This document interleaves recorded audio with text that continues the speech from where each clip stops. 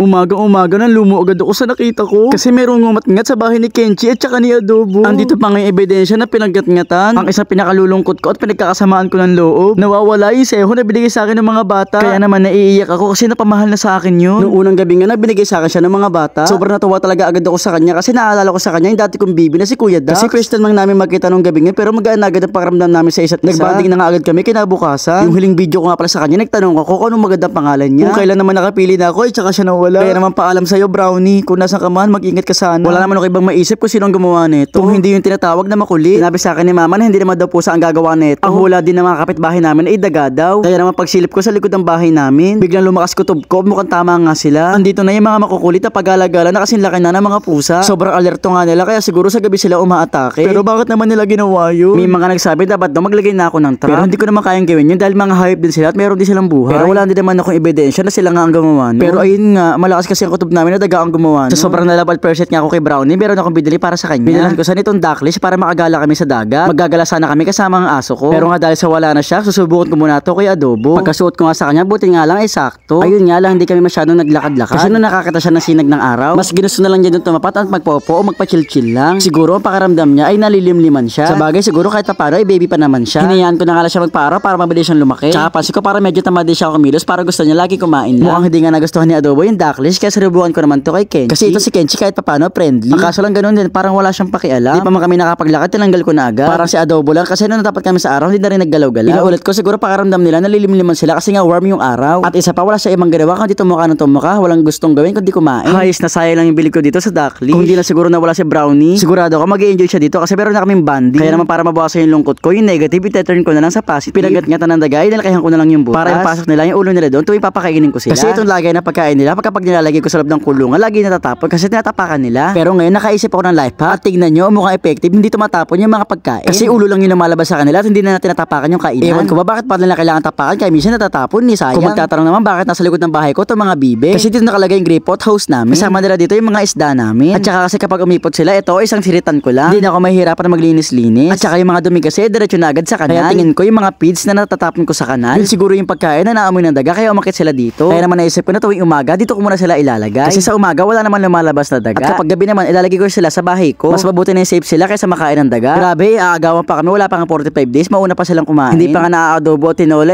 Charo. Bali nilagay ko na nga pala sila dito sa terrace ko nung umaga. Binalik ko lang muna ulit sa likod kasi grabe nag-iputan agad. Ang bilis kasi langamay tsaka ang bilis mabaho. At dahil nga na-miss ko si Brownie, nagtanong ako sa GC namin kung pero ba silang alam na bentahan ng seho kahit isang piraso lang. At meron namang sinend na link sa akin si Ali Regina. At nung tinignan ko, isang barangay lang ang pagitan namin. Pero habang pinipignan ko tong mga picture, napansin ko lang na hindi to seho kundi mga bibi kasi color yellow sila. Hiling talaga akong bumili. Na-miss ko talaga si Brownie kaya naman nagtanong-tanong ako sa mga bata dito sa amin. Pero silang alam mo sa merong seho ay bibayaran ko sa kanila.